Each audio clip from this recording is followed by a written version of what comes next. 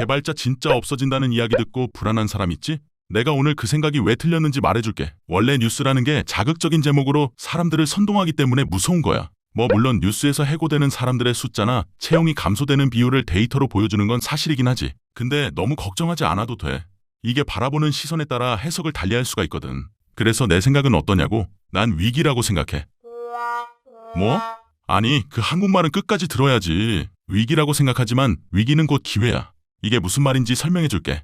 AI가 발전하면 컴퓨터 공학은 이제 쓸모없다. 누구나 코딩할 수 있게 된다. 이런 이야기들이 막 쏟아져 나오지.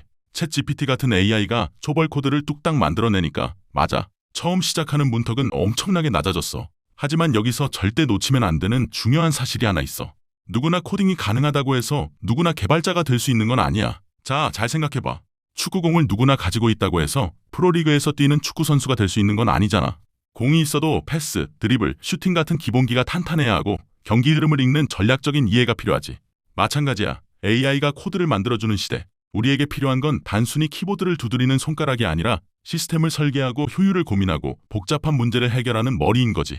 AI는 강력한 도구일 뿐 그 도구를 가지고 어떤 건물을 지을지 어떻게 경기를 운영할지 결정하는 건 결국 숙련된 사람의 몫이야. 자, 그리고 두 번째.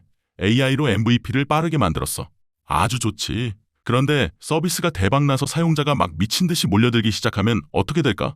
장애 터지고 난리가 나는데 이걸 제대로 수습할 수 있을까? 처음 AI가 생성한 코드는 시제품 수준에 머무는 경우가 많아.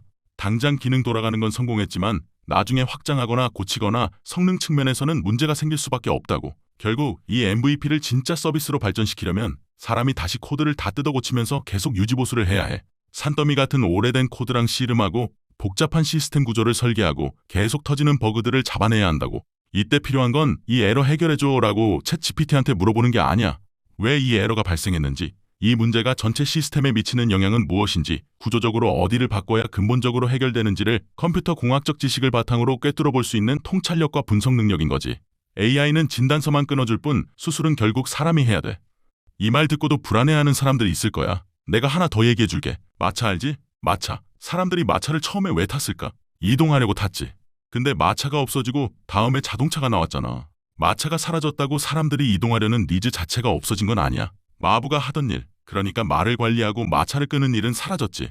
하지만 그 자리에 운전사, 자동차 정비사, 도로 설계자 같은 훨씬 고도화된 역할이 생겨났잖아. 마차가 사라졌다고 사람들이 이동하려는 니즈 자체가 없어진 건 아니야. 우리도 똑같아.